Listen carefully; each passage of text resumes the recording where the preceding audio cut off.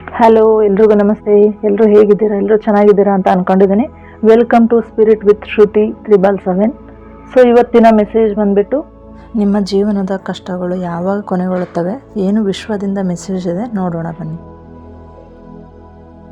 ಇಲ್ಲಿ knight of ಸ್ವಾರ್ಡ್ಸ್ ಬಂದ್ಬಿಟ್ಟು ಈ ಕಾರ್ಡ್ ಏನು ಹೇಳ್ತಾ ಇದೆ ಅಂದರೆ, ಇದರಲ್ಲಿ ಇಂಪಾರ್ಟೆಂಟ್ ಏನಿದೆ ಅಂದರೆ ನಮ್ಮ ವೇಗದ ಬದಲಾವಣೆ. ಸೊ ನಾವು ಎಷ್ಟು ಸ್ಪೀಡಾಗಿ ವರ್ಕ್ ಮಾಡ್ಬೇಕಂತಿರ್ತೀವಿ, ಏನೋ ಒಂದು ಯೋಚನೆ ಬಂದಿರುತ್ತೆ ಮನಸ್ಸಿನಲ್ಲಿ, ಅಥವಾ ಒಂದು ಗುರಿ ಇಟ್ಕೊಂಡಿರ್ತೀವಿ. ಸೊ ಯಾವಾಗ ಬೇಗ ಮಾಡ್ತೀವಿ, ಯಾವಾಗ ಬೇಗ ಮುಗಿಸ್ತೀವಿ, ಆ ಸ್ಪೀಡ್ ಅಷ್ಟು ತರಾತುರಿಯಲ್ಲಿ ನಾವು ಮುನ್ನುಗ್ಗಕ್ಕೆ ನೋಡ್ತಾ ಹೋಗ್ತೀವಿ. ಸೊ ಈ ಕಾರ್ಡ್ ತುಂಬ ಚೆನ್ನಾಗಿ ತೋರಿಸ್ತಿದೆ ಹೇಳ್ಬೇಕಂದ್ರೆ. ಸೊ ಎಷ್ಟೋ ಜನ ಏನು ಮಾಡಿರ್ತಾರೆ, ಒಂದು ಯೂಟ್ಯೂಬ್ ಚಾನಲ್ ಓಪನ್ ಮಾಡಿರ್ತಾರೆ, ಅಥವಾ ಒಂದು ಏನೋ ಒಂದು ಪ್ರಾಜೆಕ್ಟ್ ಆಗಿರ್ಬೋದು, ಒಂದು ಎಕ್ಸಾಮಿಗೆ ಓದ್ತಿರ್ಬೋದು, ಅಥವಾ ಮನೆ ಕಟ್ತಿರ್ಬೋದು, ಏನೋ ಒಂದು ಹೊಸದು ಮಾಡ್ತಿರ್ತಾರೆ, ಅದೊಂದು ಗುರಿ ಇಟ್ಕೊಂಡಿರ್ತಾರೆ. ನಾವು ಯಾವಾಗ ಬೇಗ ಮಾಡ್ತೀನಿ, ಯಾವಾಗ ಇದು ಬೇಗ ನಾನು ಸಾಧನೆ ಮಾಡ್ತೀನಿ, ಇದರಿಂದ ಯಾವಾಗ ಯಶಸ್ಸು ಗಳಿಸ್ತೀನಿ ಎಂದು ತುಂಬ ಸ್ಪೀಡಲ್ಲಿ ಇರ್ತಾರೆ. ಸೊ ನಿಮ್ಮಲ್ಲಿ ಏನಾದರೂ ಈ ಥರ ಮನಸ್ಥಿತಿ ಇತ್ತು ಅಂದರೆ, ಸೊ ಅದಕ್ಕಾಗಿ ಇದು ತೋರಿಸ್ತಿದೆ ನೈಟ್ ಆಫ್ ಸ್ವಾರ್ಡ್ಸ್. ಸೊ ಇಷ್ಟು ದಿನ ನಾನು ಕಷ್ಟಪಟ್ಟಿದ್ದು ಸಾಕು, ಬೇಗ ನಾನು ಚೆನ್ನಾಗಿದ್ದು ಬೇಗ ನಾನು ಬೆಳಿಬೇಕು ಅನ್ನೋ ಕಾರಣಕ್ಕೆ ನಿಮ್ಮ ಮನಸ್ಸಲ್ಲಿ ಆ ಥರ ಇರುತ್ತಲ್ಲ, ಸೊ ಅದಕ್ಕೆ ಇದು ಬೆಸ್ಟ್ ಯೂನಿವರ್ಸ್ ತೋರಿಸ್ತಿದೆ. ಸೊ ಇಲ್ಲಿ ಏನಾಗ್ತಿದೆ ಅಂದರೆ, ಯಾವುದೇ ಆದ್ರೂ ನಿಮಗೇನೊಂದು ಗೈಡೆನ್ಸ್ ಹೇಳ್ತಿದೆ ಯೂನಿವರ್ಸ್ ಅಂದರೆ, ನಿರ್ಧಾರವನ್ನು ನೀವು ತೆಗೆದುಕೊಳ್ಳುವಾಗ ಆ ಥರ ಬೇಗ ಅರ್ಜೆಂಟ್ಗೆ ನೀವು ಏನೇ ಒಂದು ಡಿಸಿಷನ್ ತಗೊಳ್ತಾ ಹೋಗಬೇಡಿ.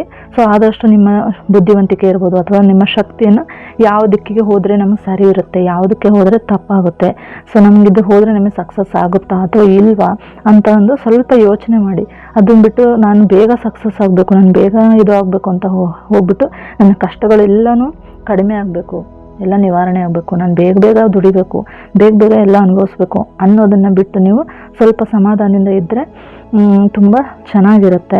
ಸೊ ಎಲ್ಲದಕ್ಕೂ ಎಷ್ಟು ನಿಧಾನವೇ ಪ್ರಧಾನ ಅಂತಾರೆ. ಸೊ ನೀವು ನಿಧಾನವಾಗಿ ನೀವು ಮಾಡ್ಕೊತ ಹೋದಂಗೆ ಏನೇ ಕೆಲಸನಾಗಿರ್ಬೋದು, ಯಶಸ್ಸು, ನಿಮ್ಮ ಕಷ್ಟಗಳೆಲ್ಲ ಹೋಗುವಂಥ ಟೈಮ್ ಬರ್ತಾ ಹೋಗುತ್ತೆ. ಸೊ ಏನಂದರೆ ಆತುರ ಪಡಬೇಡಿ.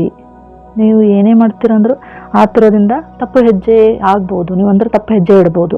ಏನಂದ್ರೆ ಇವಾಗ ಸಡನ್ನಾಗಿ ದುಡ್ಡು ಬೇಕಾಗಿದೆ, ನಾನು ಏನಾದರೂ ಕೆಲಸ ಮಾಡ್ತೀನಿ ಅಂತ ಹೇಳ್ಬಿಟ್ಟು ಕಳ್ತನ ಮಾಡೋಕ್ಕಾಗುತ್ತಾ? ಇಲ್ಲ ಅಲ್ವಾ? ಹಾಗೇನೆ ಸ್ವಲ್ಪ ನಿಧಾನವಾಗಿ ನೀವು ಮಾಡಿದ್ರೂ ಸಕ್ಸಸ್ಸನ್ನು ನೀವು ಪಡಿತೀರ.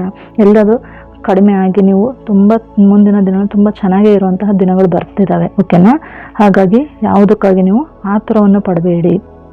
ಸೊ ಇಲ್ಲಿ ಕ್ವೀನ್ ಆಫ್ ಸ್ವಾರ್ಡ್ಸ್ ಏನು ಹೇಳ್ತಿದೆ, ಇದು ರಿವರ್ಸ್ ಬಂದಿದೆ.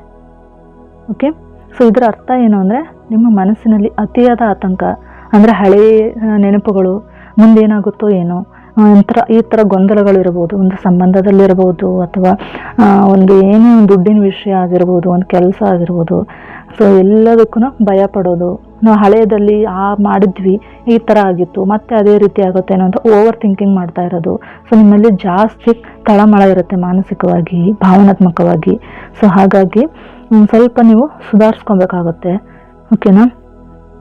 ಸೊ ನೀವು ಏನೇ ಯೋಚನೆಗಳು ಬರ್ತಿದ್ದಾವಂದ್ರೆ ಅದಕ್ಕೆ ನನಗೆ ಕರೆಕ್ಟಾಗಿ ಇದೆಯಾ ಇದು ಯೋಚನೆ? ಸೊ ನಾವು ಒಂದು ಸಾಲ ತೊಗೊಬೇಕಾಗಿದೆ, ಒಂದು ಮನೆ ಕಟ್ಟಬೇಕು ಅಂದರೆ ಇಷ್ಟೆಲ್ಲ ಪ್ಲ್ಯಾನ್ ಇದೆಯಾ? ಅವ್ರ ಹತ್ರ ತಗೊಂಡ್ರೆ ಕರೆಕ್ಟಾಗಿ ಇರುತ್ತಾ, ಅಥವಾ ನಾನು ಇದನ್ನು ಮಾಡೋದ್ರಿಂದ ಕರೆಕ್ಟಾಗಿ ಎಲ್ಲ ಒಂದು ಸ್ಪಷ್ಟತೆ ಇದೆಯಾ ಅಂತ ಒಂದು ಯೋಚನೆ ಬಂತು ಅಂದರೆ, ಸ್ವಲ್ಪ ಯೋಚನೆ ಅದನ್ನು ಕರೆಕ್ಟಾಗಿ ನನಗಿದು ಪಾಸಿಟಿವ್ ಆಗಿದೆಯಾ, ನೆಗೆಟಿವ್ ಆಗಿದೆಯಾ ಅಂತ ನೀವು ಸ್ವಲ್ಪ ಯೋಚನೆ ಮಾಡ್ತಾ ಬನ್ನಿ. ಓಕೆನಾ? ಎಷ್ಟು ನೀವು ಅದೇ ನೀವು ಏನು ಮಾಡ್ತಿರ್ತೀರ ಅಂದರೆ, ಏನೋ ಒಂದು ಮಾಡಬೇಕು ಅಂದ್ಕೊಂಡಿರ್ತೀರ, ಆಲ್ಮೋಸ್ಟ್ ಅದು ನೆಗೆಟಿವ್ ಯೋಚನೆಗಳೇ ನಿಮ್ಮಲ್ಲಿ ಇರ್ತವೆ. ಸೊ ನೀವು ಅದನ್ನೆಲ್ಲ ತಪ್ಪಾಗಿಯೇ ತಿಳ್ಕೊಳ್ತಾ ಹೋಗ್ಬೋದು. ಸೊ ನಿಮ್ಮ ಮನಸ್ಸಿನಲ್ಲಿ ನೀವು ಆದಷ್ಟು ನೆಗೆಟಿವ್ ಯೋಚನೆಗಳಿಗೆ, ನೆಗೆಟಿವ್ ಎನರ್ಜಿಗೆ, ಥಾಟ್ಸ್ಗೆ ನೀವು ಏನು ಯೋಚನೆ ಜಾಗ ನೀಡಬೇಡಿ.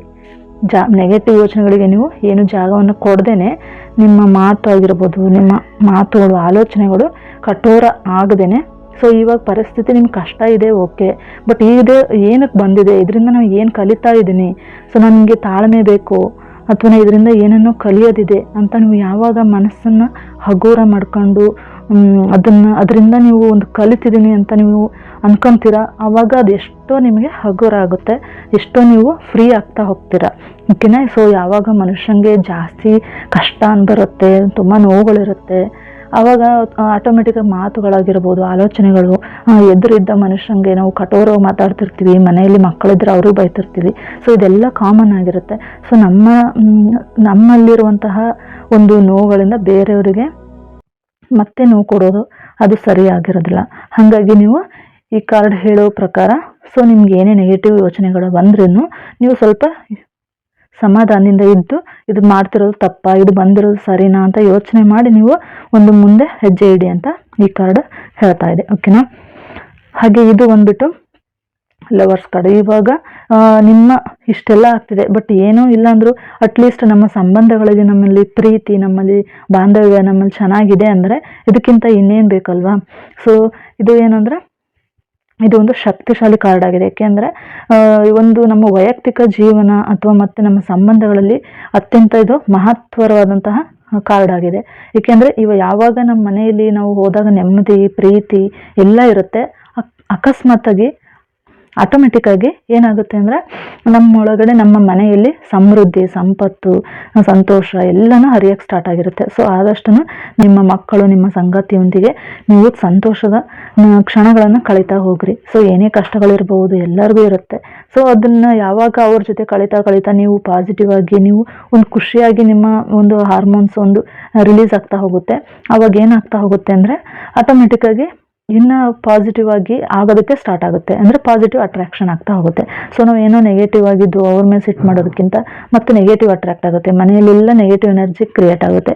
ಅದರ ಸಲುವಾಗಿ ನೀವು ಏನು ಮಾಡ್ತೀರಾ, ಆದಷ್ಟು ಎಲ್ಲರ ಜೊತೆ ಖುಷಿಯಾಗಿ ಇರಿ. ಬಂದದ್ದು ಎಲ್ಲರಿಗೂ ಬರುತ್ತೆ. ಸೊ ಏನೋ ಚೆನ್ನಾಗಾಗುತ್ತೆ, ಮುಂದಿನ ದಿನಗಳು ತುಂಬ ಚೆನ್ನಾಗಿರುತ್ತೆ. ಸೊ ಇದು ಪಾಸಿಟಿವ್ ಆಗಿ ನಿಮಗೆ ತೋರಿಸ್ತಿದೆ. ನಾವು ಇಲ್ಲಿ ಪಾಸಿಟಿವ್ ಆಗಿದ್ದರೆ ಆಟೋಮೆಟಿಕ್ಕಾಗಿ ಎಲ್ಲ ಕಡೆಯಿಂದನೂ ಪಾಸಿಟಿವ್ ಎನರ್ಜಿ ನಿಮಗೆ ಬರುತ್ತೆ. ಆಟೋಮೆಟಿಕ್ಕಾಗಿ ನಾವು ಎಲ್ಲನೂ ಅಟ್ರಾಕ್ಟ್ ಮಾಡ್ಕೊಳ್ತಾ ಹೋಗ್ತೀವಿ ಅಂತ ತೋರಿಸ್ತಿದೆ. ಓಕೆನಾ.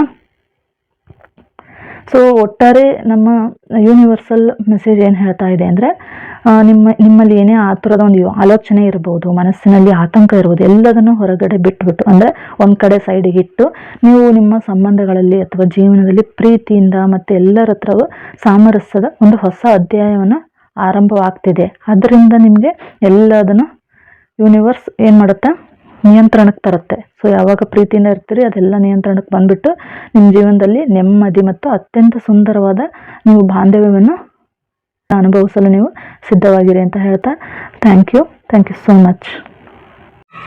ಹಾಗೆ ಇದು ನಿಮಗೆ ರೆಸಿನೇಟ್ ಆಗಿದ್ದರೆ I am ready to receive ಅಂತ ಟೈಪ್ ಮಾಡಿ. Thank you so much.